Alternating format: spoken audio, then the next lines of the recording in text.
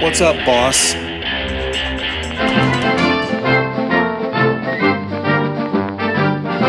Good morning or good day or good afternoon or whatever you're doing right now. It's it's Abe's Wallet and I'm here with Mark Parrett. Hi Mark. Hey, Steven. This is a rare early morning recording sesh I for us. suppose. Well, it's earlier morning for you out in mountain land. We're careening into midday where I am, but yes, we are That's meeting at true. an odd time, and that's because one, we weren't available during our normal recording time, and two, because there's kind of breaking financial news afoot, and so we want to talk to folks about that, right? Yeah, it feels a little earlier for me because I somehow, for the first time in years, slept until 8 o'clock today. So I basically Wow, slept, got up, made some coffee, and then you here we are. lush. I know. So that's that's the news. I hope everybody has a great week, and Speaking of news, we'll tell see you us next week. what's the national news and why have we convened on this day? Yeah, so I was gone on a business trip last week, and while I was out, so I don't. I guess Google could You were tell me this, but sleeping. You in the slept past through the few, news. yeah, Rip Van Winkle, um, President Biden has announced, which this was kind of anticipated, something like this might happen, but he has announced that he is going to unilaterally, I'll say, um, cancel the student loan debt of 43 million Americans in an amount between zero and $20,000 per person, depending on your circumstances. So, a lot of people, I work with clients who have student loans. I work with clients who are thinking about how to pay for college for their kids, and I work with clients who are thinking about how to pay off the student loans they took out for their kids, not for themselves. So we kind of get student loan questions all the time, and I'd say for the past 2 years there has been a constant question of do I should I pay these off because it seems like maybe the president is going to get rid of my student debt. So this has been something that's been anticipated and wondered about quite a lot, and now we have at least a proposal and a plan on the table from the president that says this is what we are going to do. That's the news. Yes, and to pad that out a little bit, you also have clients and are someone who worked responsibly to pay off student loans, correct? That's true. I did have some student loans. I had a lot of help from my parents to pay for college.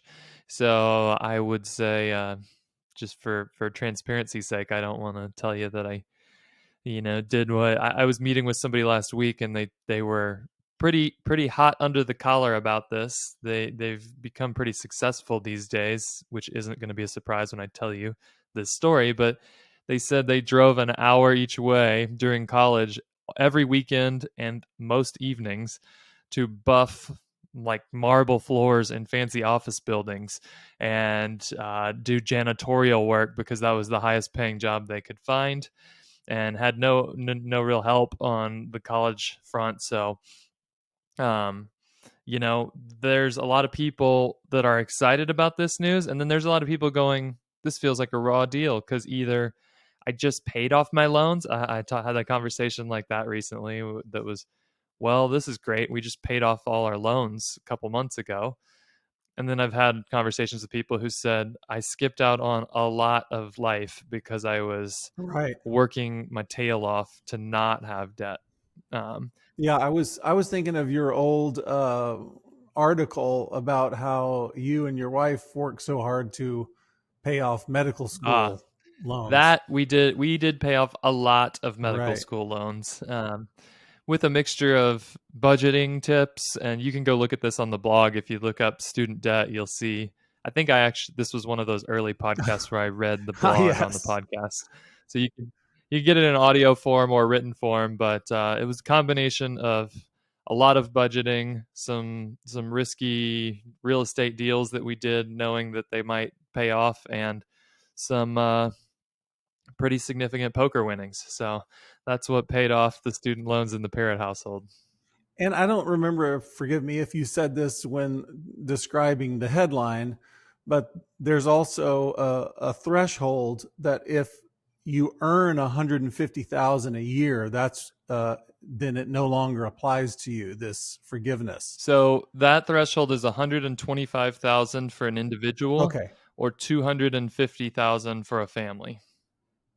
right. So there are social implications to that as well, as far as people feeling miffed or feeling blessed Yeah, or let me etc. let me give you some of the details of the proposal on the table right now. Um, this involves if you have student loans, you've probably noticed that you haven't owed any payments for a long time. There's a final extension of that pause on repayment. So January of 2023 is when you will have payments due if you have federal student loans. Um, the forgiveness package offers up to $10,000, subject to those income limits we just said.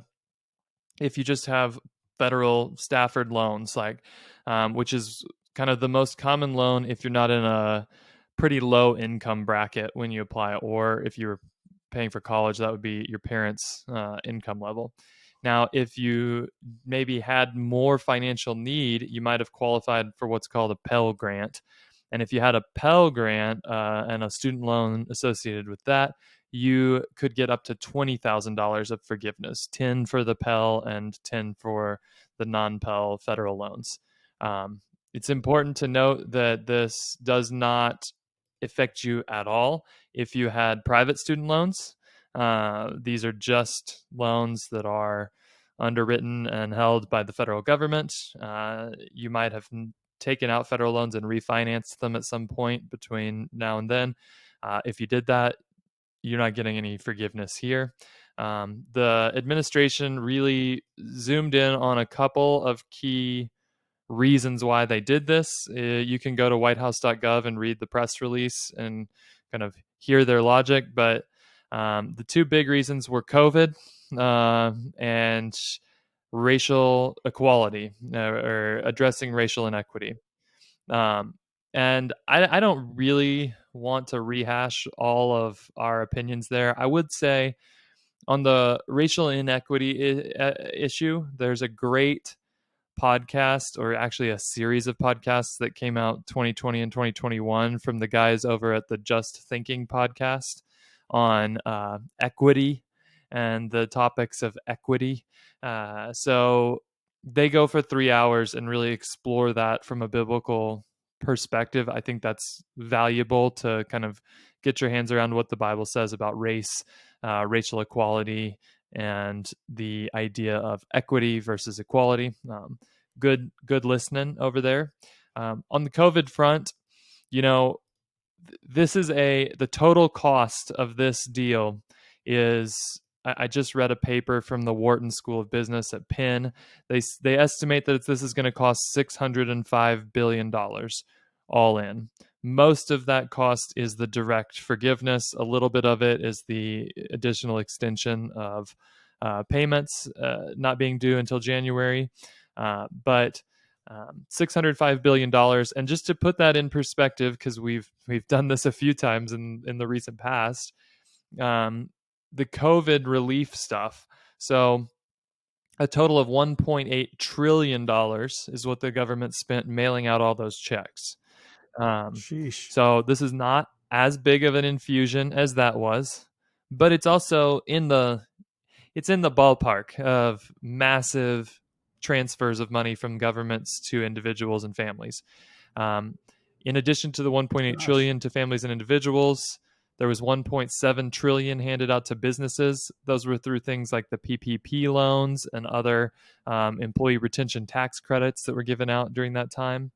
And then there's unemployment benefits that were $700 billion.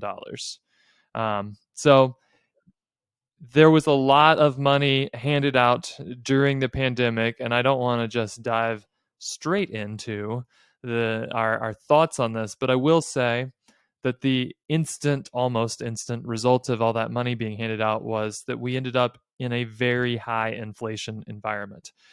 This shouldn't surprise anyone. I don't think it's debated by anyone. I think the folks who are the most ardent supporters of that transfer would still admit that yes, this did put a lot of cash in people's pockets and it ran Sure. inflation up. In some ways, it was designed to do Sure. that because the goal was get people spending money so that businesses stay alive, at least the ones that were allowed to remain open. So, in terms of cost, I read another study that I think is interesting here. There it's really hard to sort through the agendas of every analytical piece that gets written on a package like this because everybody wants to either say this is great and it's going to stimulate the That's right. economy and these people are going to be free of debt and they're all going to start businesses and blah blah blah. Other people think this is terrible. It's going to destroy the economy, but I try to find find the most neutral sources I can, and just the cost estimate for this was that the debt, it's not being forgiven by the lender that was underwriting the debt. In this case, it was the federal government. They still have to fund that choice, and the cost is going to likely be about $2,000 per taxpayer of additional taxes that will need to be raised in order to fund this decision to wipe out $10,000 to $20,000 of student loans per borrower.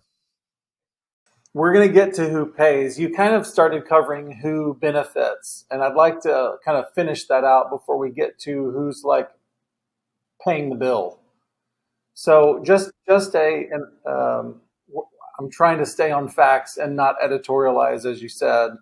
But the beneficiaries of this move, this massive outflowing of federal money, which I will editorialize just a touch and just re-establish to our people, theoretically, the government doesn't have any money. The government collects money from people to pay for public goods and services. So to say kind of, I don't know, as if they're the great giant corporation in the sky, well, the government will pay for this. The government doesn't have any money except that which they collect. It's not a profitable business that they're running. So the beneficiary of this move, you described kind of the what's on the face of it. If you just kind of analyze who's getting their student loans paid off, well, it's not the truly rich, because the truly rich aren't taking out student loans. It's not the truly poor, because the truly poor aren't going to college. What you find is really the top 25% of Americans, that's who goes to college and takes out student loans. So you're looking at again, the top quarter of earners in America that are getting the benefit of this. And I we'll get to this more when we talk about consequences, because I think one of the things that we can do that's just responsible is kind of watching the tectonic plates move around us, is that we're going to have to anticipate what does this mean for the future of economics, and what does this mean for the future of the way the government is run in our country. And I have to say at the top of the list of who are the beneficiaries, one of the major beneficiaries of this move is presidential power. That is a major beneficiary of this kind of, well, we were talking before we recorded that the Speaker of the House just said a few months ago, well, this could never happen. The president just can't declare that there's going to be loan forgiveness. Well, that has now happened.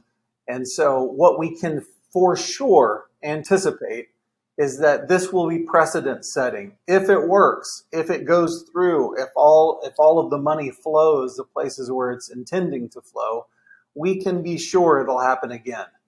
So, as you say, the debt wasn't owed to the president. The debt was owed to, these funds that are ultimately paid for by the American people, and you say to the tune of $2,000 a person. So that's who benefits. And then you started talking about who actually pays. And you mentioned this, but just to elaborate, those who responsibly, when they considered the debt implications of going to college, those who responsibly went to less expensive schools, maybe they went to a local community college, those who took night classes, those who kind of extended the timeline of going to college because they didn't want to get into life crushing debt. And so they responsibly parceled out their debt load. They were working, guys like your marble polisher friend, who they're working their way through. They're trying to pay as they go. They're trying to minimize. Those people all are negatively impacted by this move, because what is said is your work to handle this responsibly. Those people who just paid off student loans, canceled them 3 months ago, they're impacted negatively, and they're actually de-incentivized to do what they did, and they feel aggrieved. They feel like wrong has been done to them. That's bizarre. That's kind of human nature. Well, those people got something. I could have gotten that too if I had only known, etc. So those people are going to pay in their taxes, and in with the cost of inflation around them. They're going to pay for others' loans that were not paid off yet. Maybe these were responsible people who just finished school 2 years ago and they're building up their career to pay off student loans. But maybe it's people who have owed student loans for 15, 20 years, and they're not working to pay them off, and they just evaporated. Anyways, these people who have responsibly been chipping away, they're impacted negatively. Can you tell us a little bit, Mark, about how the American taxpayer and the rank and file person walk on the street who goes like, I didn't go to college. I had no ambitions to go to college. I had no student loan. How is that person impacted by the government again writing a $600 billion Yeah. check? So I'll do that, and then I want to circle back for a minute to one thing you said about presidential power. But Okay. um, I think that there's going to be two big places that folks will feel the pinch here. Um, One, like I said, is in their tax bill. Now, if you make $20,000 a year, you won't probably feel this pinch in your tax bill. You don't pay much. Sometimes you don't pay anything if you've got children. You may not pay much taxes at all. But you don't have to make $20,000 to feel a big pinch of a couple $1,000 increase. So if you make $75,000 and you have a couple of kids, $2,000 is a meaningful amount of money Mm, to see yourself need to chip in. Um, amen. I think that's something that we don't have details on exactly where and how that will happen, but we hopefully, and this will get to my second point, aren't just going to print the money and assume that it exists because the government says it exists. Now, anytime there's a big infusion of cash like this, um, I don't want to trigger my anti-Fed Bitcoin fans too much, but there's kind of a choice. Either prices have to go up, um, or growth has to stop so much that the economy cools off and things come down. So there was a big meeting of the Fed, which is the organization that sets target interest rates for interbank lending and things like that. They have a few tools that we've talked about in the past to use monetary policy to basically keep the economy from growing too fast and to give it a little bit of a boost when it starts slowing down too much. And one of the big targets they have is target inflation rate. We've talked a lot about inflation in the past year. But like I said earlier, inflation is something that it's pretty inevitable that we're going to see some additional inflation when this much money is poured into the economy, really anywhere. And that impacts everybody. Have you been to the store recently and tried to buy a steak? You might have noticed it's twice as expensive. Um, Obviously gas prices have been a thing, although I would say inflation measures have come down quite a bit in the last couple months, and some of that is due to gas prices were so out of control for a little while, and that was multifaceted. It wasn't strictly because of, say, COVID stimulus. um, you know, if you look at the underlying measures of inflation, that's things like groceries and housing, those things are a little more worrisome because they're not able to just come down when we release a bunch of oil reserves or when the situation with Russia and Ukraine gets resolved, which hopefully it will. Um, you know, when rent goes up by 30 or 40% in a city, that has big implications for working class folks, many of whom might be exactly the types who did not get college degrees or have not yet gotten college degrees. So they um, are just more sensitive. The idea of going and buying a home, which has also been a place where inflation has hit us, but the possibility of buying a home is not really realistic. So that's the two places I think that the average person will feel the impacts of this, whether or not they had student loans forgiven. Obviously, even people who did have a student loan of $10,000 that got wiped out, they're also going to feel the impact of this. And I can see how a family who makes $248,000 a year, so they're doing really well, might get $10,000 of loan forgiveness, but also then see a lot more than $10,000 of costs go up Right. for them as That's a right. result of some of the downstream effects of this decision. Um, I wanted to just really briefly touch on this because, like you said, we don't want to get super political on this, and it's still important to. People are asking how can this happen, either for the positive or for the negative. Um, this is not the time when the presidency decided, hey, we're going to take the reins and do whatever we want. That is a long story that has been happening. True. I looked back at some info on presidential power, and from the 1700s until 1930, with a few notable exceptions, the president had very limited powers. They didn't get very involved in foreign affairs. They, their powers were just quite limited to military power. There was some diplomatic power. They could appoint the roles that were outlined for the president to appoint, and then they were allowed to veto bills that Congress passed, and that was about it. There were some moments in our history that honestly I think a lot of us would say, well, that was wonderful, but Abraham Lincoln made a huge move to write the Emancipation Proclamation, and people went nuts about what is happening to presidential power. But that didn't kick off a new era in which the presidents just did whatever they wanted. That didn't really happen until the 1930s, when you had Franklin Roosevelt. You've probably heard of the New Deal, and he used World War II.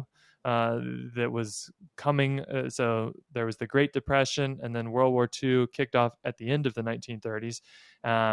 And Roosevelt basically used the crisis and trained every president thereafter to never waste a good crisis, to take a lot of new powers. And if you look at a chart of what federal spending looked like, it skyrocketed during the Roosevelt era and never really came back. Right. So that was the pivotal moment where we went from, you know, 5% budget increases to 40% budget increases in the 40s. A lot of that was World War II, but then ended up kind of hovering around 15 to 20% after that. So big changes, and it was really back then. Um, and I've listened to a bunch of political commentators talk about how, well, we really should know this all started with Obama. And then people who really prefer the Democratic side, this all started with Bush. And they're all wrong. This started in the 1930s. And, I personally would love to see presidential powers dramatically curtailed. But I'm Not not going to sure happen. that we can make that happen Yeah. by changing who's in the office right now. It seems to be a bigger problem than just the Democrats or the Republicans. It's an important concept to keep your eye on because there is a continuum between democratically elected constitutional president and czar. That there is a continuum there, and we're moving steadily in one direction. And when you get yourself an American czar, which again we're getting closer and closer to, the implications for religious freedom become dramatic. So as people who want to live as Abrahamic Bible following people, that's something that we have to keep an eye on because it will impact our lives. So the last thing I'll say, just by way of update, is that this isn't a totally done deal. A lot of people don't realize that, but several state attorneys general have mentioned that they'll be challenging this. Attorneys General. Thank you for saying attorneys general. I believe that's the proper. It is. Okay. And it's so rarely said. I appreciate you pluralizing the noun. Oh, okay. And keeping the glad adjective the way that it is. Glad I could make your morning. There's a chance that this gets challenged and that the courts say you can't do this. I'm not sure that'll happen. Just the curious kitten in me would love to see what the freaking country did if we went, your debt's all forgiven, and then it's not, and it would be a mess. In any case, that's worth keeping in mind, that there's a chance that this all goes away. And like I said, you already mentioned it, but Pelosi's talk from a few months ago where she said, well, it would be totally unconstitutional for a president to forgive debt. That has to be an act of Congress. Still true. There's other options other than the courts just say no and this goes away. Like Congress says, well, we can get in and we'll approve something like this too. That I think everybody agrees would be constitutional, and whether wise or not we can debate, but it would certainly be more robust from a constitutional law standpoint than what's happened now, which is just an edict. Right. I'm tempted to say more about your rare use of attorneys general, but I'm going to move on from grammar. And I just want to comment for folks. We're gonna do a little very quick little Bible lesson on this topic, and I just want to say why. Is because the things that happen around us societally, they do influence us. So if you're at a company where you hear HR speak around you 5 times a day, even if in your mind you're thinking, I don't agree with that idea. It could be something about sexuality, and you can think to yourself, I don't agree with that. I'm just telling you, just because of the repeated waves crashing into that stone, the stone gets eroded away over time. So I think it's important to remind our people when something that has, again, social impact, it actually affects the way that we think. And I want to make sure that our people are lashed to the rock that doesn't erode. Okay, yeah. so Before you dive into Bible talk, I should have probably said this at the front. All right. A lot of people tune in to get like tangible advice. What should I do? Yes. In light of this? And for better or for worse, there's not a whole lot of decision points for you here. If this happens, which I think it probably will, you should, just like we said with the stimulus, where we talked about maybe the questionable wisdom of that, don't say no to free money. And so, okay, it's not free money, but don't say no when the government comes and says, well, we're giving this out. We think it would be totally reasonable for you to go ahead and fill out the paperwork to have your loans dismissed in this way. And beyond that, there's not a whole lot of what you can do. I think our goal here is to keep our ear to the ground for, hey, are there tax decisions, sort of tax opportunities that come available, and we'll let you know. Are there um, other ways that you could take advantage of whatever's happening politically. But for now, if you're wondering, what does this mean for me? Well, if you have $10,000 of federal loans and you make less than those income limits, it means that those loans are most likely to get dismissed. And um, yeah, that's just the simple fact of it. And we aren't here telling you to take a moral stand and not send in the paperwork to get your loans written off. Now, did you just shoehorn in what to do before we start into a couple of Bible verses? Because you're acting like people are about to tune out. What was that about? Oh, I thought that was. Did I break our outline? I thought that was part of just the basic news.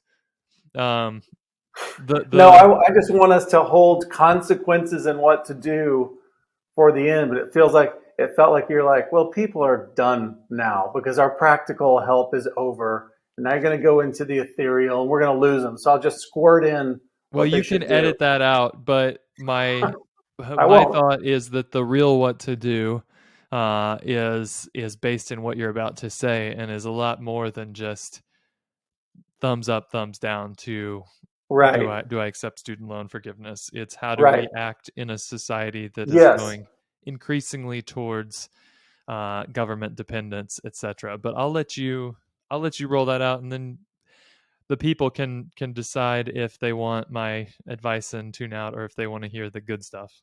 No, no, yeah, we're gonna do consequences and recommendations right after this. We're building this up as if it's some big Bible lesson. It's really not. It's just a few verses. But I will say about you saying, look, if the government is writing checks, you should take one of the checks. I'm thinking of our business, which got shut down, taken away from us because we're an event planning business and people weren't allowed to meet. And so we kind of sat on our hands going like, well, I guess we're going to shut the doors down. And then they're kind of like, well, we would give you some money to pay for your rent. We're like, okay, give us the money to pay for the rent because we're not allowed to do business. Like you said, we didn't take a moral stand and go like, this shouldn't be happening. I don't think that it should have happened, but it was happening, and we had to make do with what was given to us. Okay, so uh, just a review again. I want our minds to be established on what the scriptures say. So debt, owing other people money, is covered in the Bible from cover to cover. It's all over the place in the Bible. Biblically speaking, it is undesirable. And that I would even go so far as to say that if you get comfortable having it or taking it on without knowing how you're going to get past it, you're headed towards poverty, scripturally speaking. And we have covered poverty before. It is not a good thing. It is undesirable. It's not godly. So just to cover the idea of debt, Luke 14, Jesus says, which of you desiring to build a tower doesn't first sit down and count the cost, whether he has enough to complete it? So you think about, I've mentioned the people who took very seriously the prospect of taking on student loans and thinking, what will be the implications to me? I might not be able to buy a house as quickly out of school. I might be very restricted in my lifestyle when I finish school, but I'm considering the cost and I'm willing to take it on. That's what you should do biblically. You should consider the cost. Proverbs 22:7 says the borrower is slave to the lender. Now, I feel that conceptually that principle is being broken down when we say, I know that you owed this money, you don't owe it anymore. You don't have to pay it back. I don't think that's a biblical process, that when you owe something, you're supposed to pay it back. So again, I just feel that we can do psychological damage. I think I could take it on and maybe I won't have to pay it back. I don't think that's a godly thought. I could take on this debt and I might not have to pay it back. Yeah. We are going to get to one of the common kind of more progressive Christian objections to opposing Okay. this though, right? Okay. Which is You what can if about you all the want to. what about all the debt forgiveness that's codified into the system of Jubilee? So I want to get there. Just put a pin in it, and we'll come back to it in a second. Okay. My tendency when talking about the Bible is not to talk about the thousand misapplications and perversions to it. We're just going to cover what it says. And I know that you say that if you want to talk about a popular misconception, that's fine too. Yeah. But this says it right on the nose. Psalms, if I had a theme verse for you, if you want to hang up a verse on your mirror to get into your heart, here it is. It's Psalm 37:21. It simply says, "The wicked borrows but does not pay back." Psalm 37:21. The wicked borrows but does not pay back. So that must never describe you or your family, that you would be somebody who borrows and does not pay back. And if I can encourage you, Abrahamic family leader, this goes all the way down to you borrowing somebody's shirt, you borrowing a water bottle, whatever it is, you get it back to the person that owns it, because that's responsibility. Don't be one of those people that I lent this guy. Well, we don't lend CDs anymore. I think that was such a common example. I lent this guy a CD.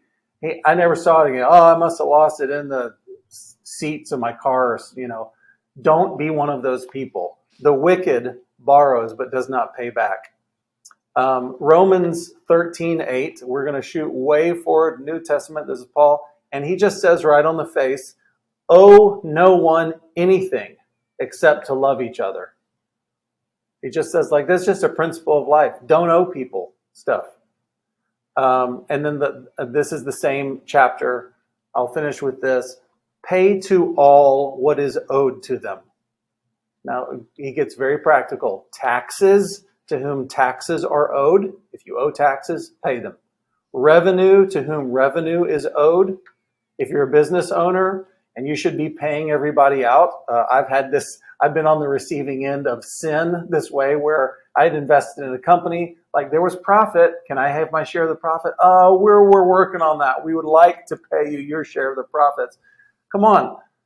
If you owe revenue, pay revenue. Respect, pay respect to those to whom you owe respect, and honor to whom honor is owed. So I just wanted to do a quick, let's reestablish the walls here. And the walls are, we don't foolishly take on debt, not considering paying it back. We always restore that which we've borrowed. And we're people who want to deal with one another with respect. So respect is, if I borrowed $5 from you, or say, hey, could you pick up this lunch for me at, this has happened to me before, I don't have any money with me, I would really like to eat lunch with you. Would you pay for my lunch? Great. And we say things like, I'll get you next time. And then that dissolves, and we forget that we said, I'll get you next time. When we're with the person the next time, we should say, you paid for me last time, I'm paying for you. Like, that should just be what respectful, honorable, biblical living is like for us. So I just wanted to say that. You have any comments to that, or can we go into consequences and what to do? No, I just think I do think this is a spot because, for better or for worse, I sometimes peek at the Twitter, and there's lots of debate going on, even Oh, yeah. amongst Christians or professing believers, who some of them are saying this is evil and it violates a lot of the things you just read.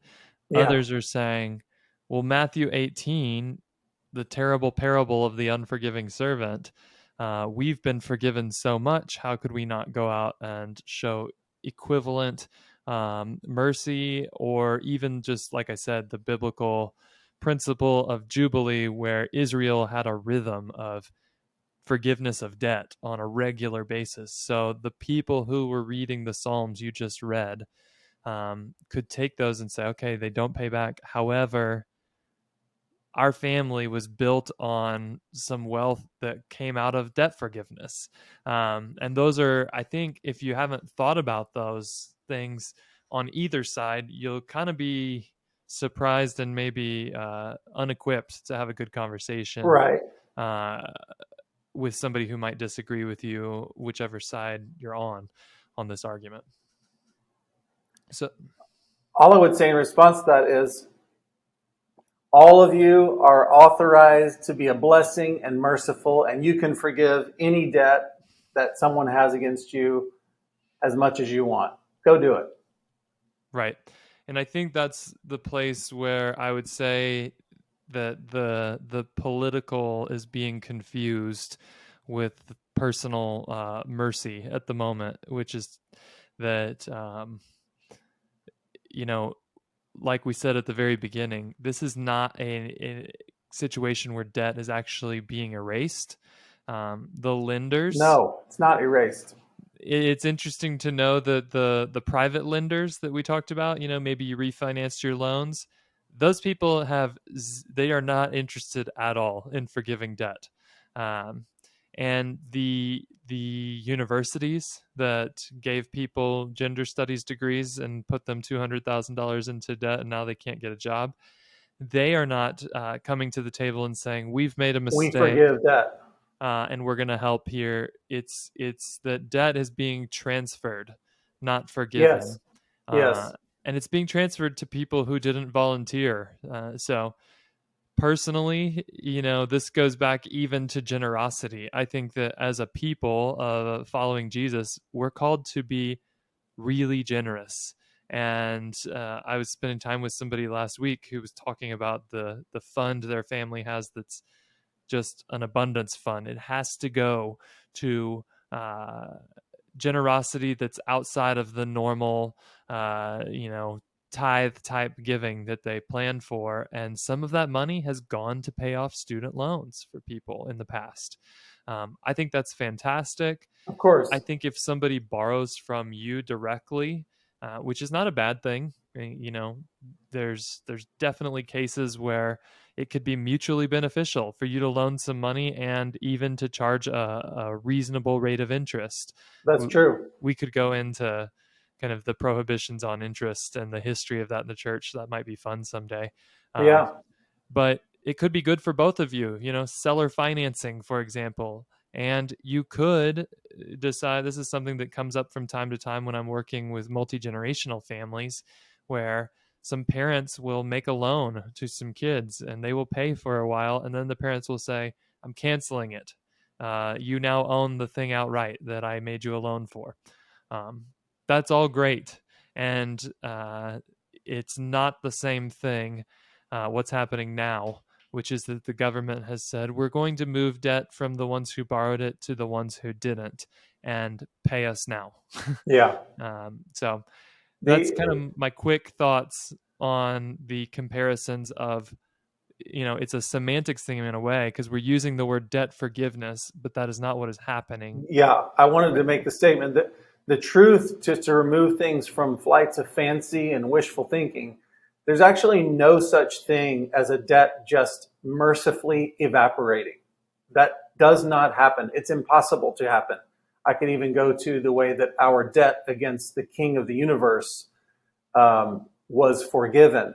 It wasn't. It didn't just magically dissolve. It was executed somewhere. I just didn't pay for it. Right. So when a debt is forgiven, let's think of the person. I'll get you next time for lunch. Lunch comes around. Hey, you got me last time. I'm paying for lunch this time. And by the way, you should just say that definitively if that's you. I'm paying for it. Thank you very much for last time. Here, I'm getting you back. But if the person says, I have said that before to my friend Larry, who is an old man. He's my mentor, and he has been offended at that. And he says, Dad pays for lunch.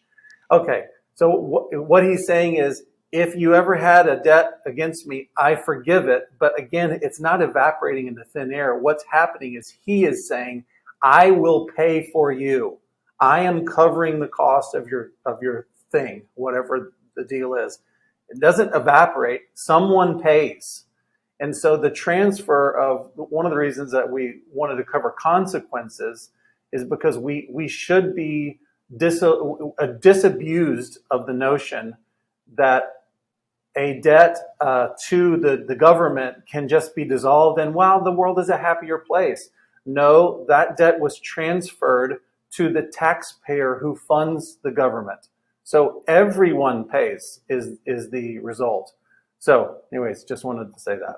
Yeah, that's great. I think the more we get used to the false idea that deaths can go Yes, poof, the yes, I mean it has like big implications yes, on our soteriology. Like how can we be saved? We start thinking, well, if you're nice, you snap your fingers and debts vanish, and that's not that's right. true. Good for you. So yeah, what should we do, Stephen, now that we've learned about this situation and we've learned about what the Bible says about debt? Well, I want you to tell us what we should do financially. Uh, uh, Theoretically, mentally, spiritually. That's why I went over just what are some basic Bible principles because we must not be moved on where we stand on these things. We must hold to that for me and my house, we will go into any debt very clear headed, very soberly, and then we will work diligently to pay off any debt that we have because debt is a big deal. And if society decides collectively that debt is not a big deal, and people believe that you can run around with tens of thousands of dollars of credit card debt and it be no big deal, we don't agree with that. We're not going to live like that. Um, I could get even into these like credit card debt consolidation companies, and they just, with the stroke of a pen, make the number go down that you owe. Uh, I don't want to say don't ever do that if it helps you get out from under the cloud. I can speak for myself and say if I had a son or there was a man I was discipling and he had rung up consumer debt, I wouldn't want him to get debt consolidation. I would want him to responsibly pay back what he owes because I think it's good for his soul. So, what are the consequences? I just want to observe that paying back what is owed becomes de incentivized.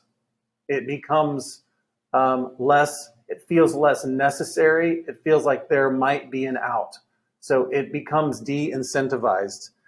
We're all going to feel it everywhere else in the economy, but for the person who owed that 10 grand, if you owed 11 grand in student loans and it turns into one, man, you're thinking, wow, this is this is a great deal.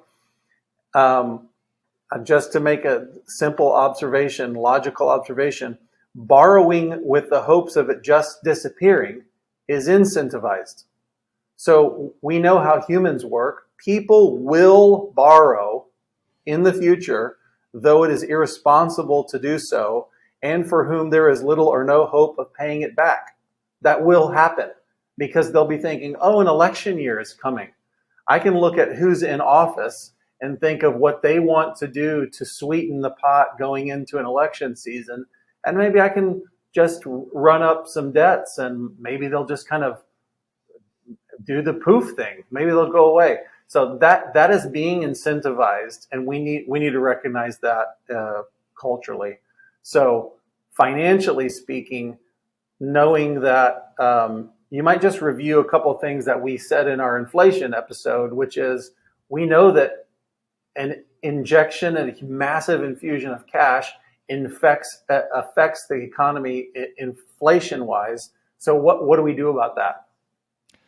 Yeah, I think that in terms of there's a lot of the inflationary categories right now that we can't do a ton about. If you're looking at, for example, the value, let's say you own a home and you realize I bought my home 4 years ago and it's worth $300,000 more than I paid now.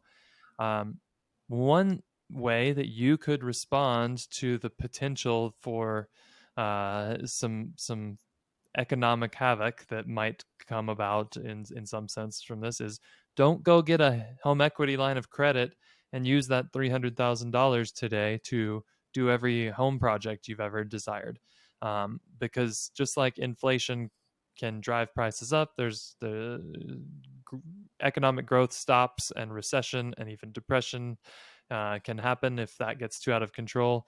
And then, you've put yourself into the situation a lot of people were in back in 2008 when they owed more than their home was worth.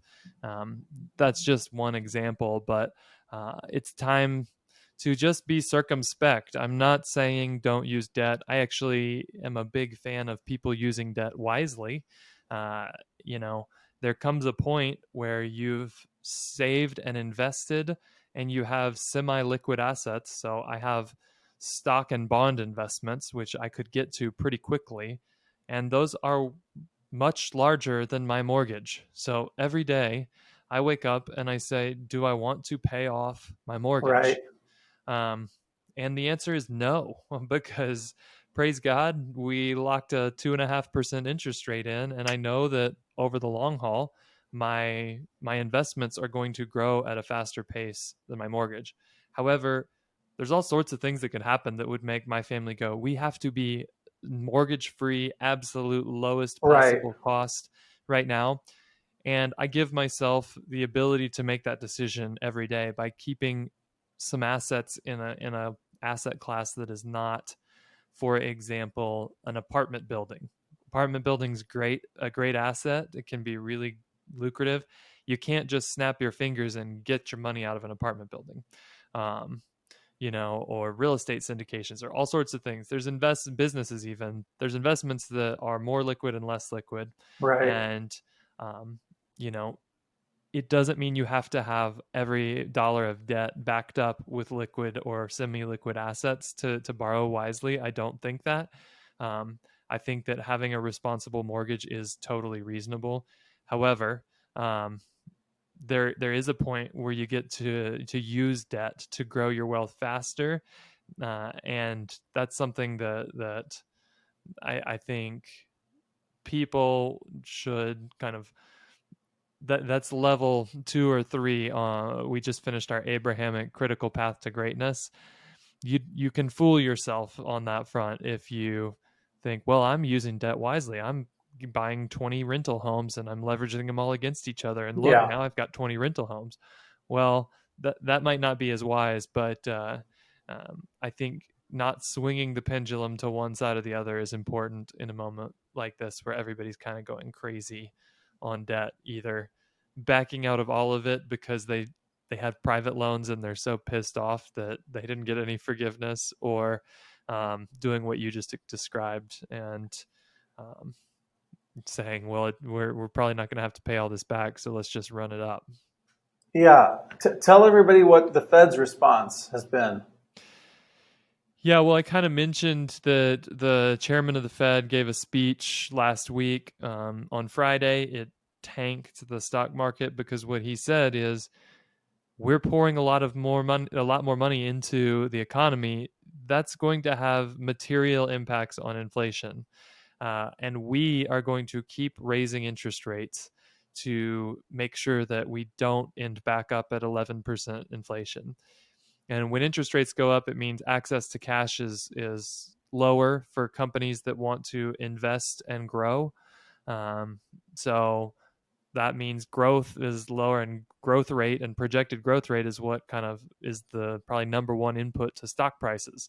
So if we think, hey, the whole country is going to grow at a slower pace, then we think the stock market's going to be worth less than we assumed 2 days ago, and prices drop. So we had a big bloodbath in the stock market on Friday um, after those comments were made.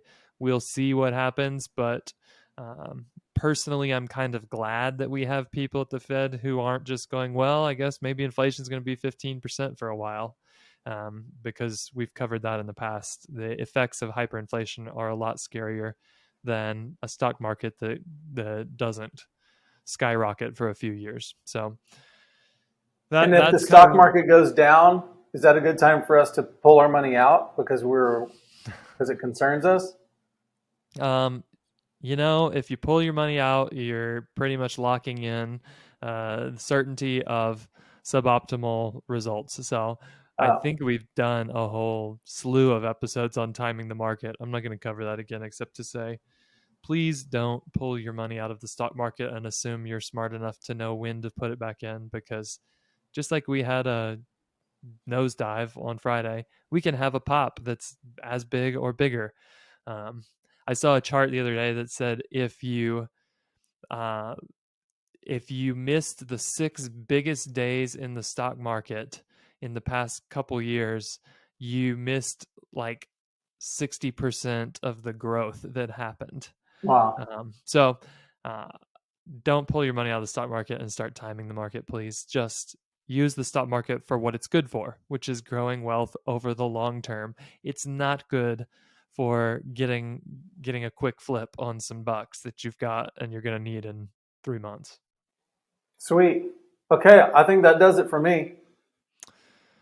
All right. Well, the last thing I wanted to say is that if you did say benefit from this action and it ends up going through, then and maybe you didn't need it. Maybe you had a plan and you had put together, like, use the opportunity to actually do something kind of that looks like the kingdom. So generosity would be a great thing to consider. If you go, hey, we've got $10,000 that we did not expect to have, and we were paying $100 a month. Could we add that $100 a month into actually helping somebody who is trying to go to college right now and not trying to take on a bunch of debt? Right. Could we use that money to further some family vision component that just, when we did our annual planning, we didn't have the funds to do it, but we know, hey, it'd be great to do a road trip this summer and take our kids to some spiritually significant sites in our family history. Sweet. Don't miss the opportunity to turn something that probably is ill-advised and doesn't smell like the kingdom in its values, to turn that into something that could power your family towards the king's heart and the king's values. That's a great piece of advice to end with. Thank you for the review on the big student loan debt forgiveness thing they got going. And we'll see you next time. Adios.